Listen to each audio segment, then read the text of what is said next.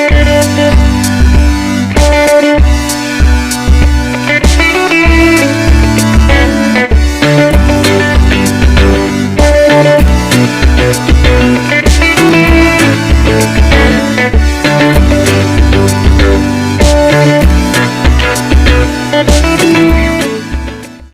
நண்பர்களுக்கு வணக்கம். இன்னைக்கு இந்த வீடியோவில் மாம்பழ கேசரி எப்படி செய்யறதுன்னு பார்க்கலாம். இது செய்யறதுக்கு என்னென்ன பொருட்கள் தேவை அப்படின்னு முதல்ல பார்க்கலாம். நான் இன்னைக்கு 100 கிராம் ரவை எடுத்திருக்கேன். ஒரு பெரிய சைஸ் மாம்பழத்தை இந்த மாதிரி பீஸாக கட் பண்ணி எடுத்துக்கோங்க. சர்க்கரை 150 கிராம் எடுத்துக்கோங்க. பாதாம் பருப்பு ஒரு 5 இந்த மாதிரி சின்ன சின்ன பீஸாக கட் பண்ணிக்கோங்க. முந்திரி பருப்பும் ஒரு 5 இந்த மாதிரி சின்ன சின்னதாக கட் பண்ணிக்கோங்க. காஞ்சி திராட்சை ஒரு 10, செரி ஃப்ரூட் ஒரு 5 எடுத்துக்கோங்க. ஏலக்காய் இந்த மாதிரி பொடி பண்ணி எடுத்துக்கோங்க. நெய் ஒரு 6 டீஸ்பூன் எடுத்துக்கோங்க. முதல்ல நம்ம கட் பண்ணி வச்சுருக்க மாம்பழத்தை ஒரு மிக்ஸி ஜாரில் போட்டு அரைச்சி எடுத்துக்கலாம். அடுத்து இந்த செரி ஃப்ரூட்டை இந்த மாதிரி சின்ன சின்ன பீஸாக கட் பண்ணிக்கலாம். மாம்பழத்தை இந்த மாதிரி கூழ நல்லா அரைச்சி எடுத்துக்கோங்க, பேஸ்ட் மாதிரி.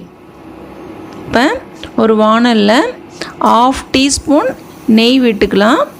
இந்த நெய் கொஞ்சம் சூடானதுக்கப்புறம் நாம் எடுத்து வச்சுருக்க ரவையை பொன்னிறமாக வறுத்து எடுத்துக்கலாம். இப்போ நெய் ஹீட் ஆகிடுச்சு. ரவையை போட்டு பொன்னிறமாக வறுத்துக்கலாம், ரொம்ப வறுக்கக்கூடாது.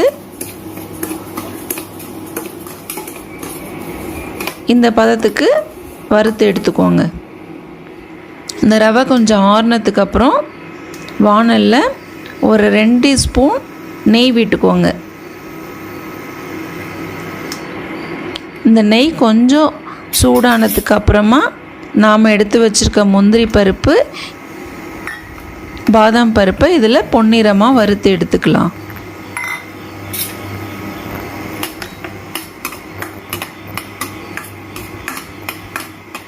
ரொம்ப சுவையாக இருக்கும் இந்த மாம்பழ கேசரி.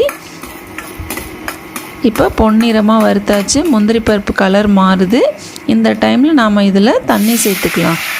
100 கிராம் ரவைக்கு 2 டம்ளர் தண்ணி விட்டுக்கோங்க.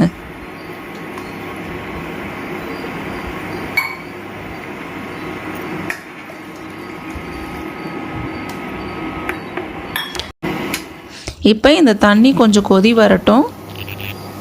தண்ணி கொஞ்சம் கொதி வந்ததும் நம்ம பொடி பண்ணி வச்சுருக்க ஏலக்காய் இருக்குது இல்லையா, அதை இதில் சேர்த்துக்கலாம்.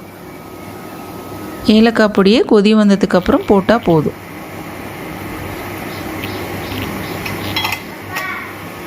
அடுத்து நாம் பேஸ்ட் பண்ணி வச்சுருக்க மாம்பழத்தை இது கூட நம்ம கலந்துக்கலாம். இந்த மாம்பழத்தை இதில் போட்டு கொஞ்சம் கட்டி இல்லாமல் நல்லா கிளறி விட்டுக்கணும். கைவிடாமல் கிண்டிக்கிட்டே இருக்கணும். இப்போ இது கூட நம்ம சுகரையும் ஆட் பண்ணிக்கலாம். சுகரையும் ஆட் பண்ணி கொஞ்சம் கிண்டி விட்டோன்னா சர்க்கரை எல்லாம் நல்லா கரைஞ்சிடும். அதுக்கப்புறம் இதை ஒரு கொதி விட்டுடணும். இப்போ ஒரு கொதி வந்துடுச்சு.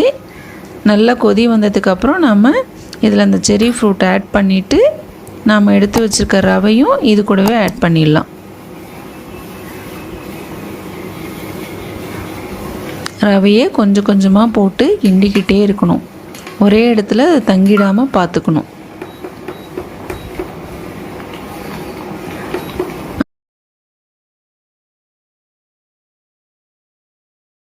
அப்புறம் இதை நம்ம கொஞ்சம் மூடி வச்சுக்கலாம். ஒரு 10 நிமிஷத்துக்கு அப்புறம் பார்த்திங்கன்னா இப்படி இருக்கும். இதில் நம்ம மேலே ஒரு 2 ஸ்பூன் நெய் விட்டுக்கலாம். நல்லா கிண்டி விட்டுட்டு நெய் விடுங்க. திரும்பவும் கிண்டி விட்டுட்டு திரும்ப ஒரு 2 ஸ்பூன் நெய் விடலாம்.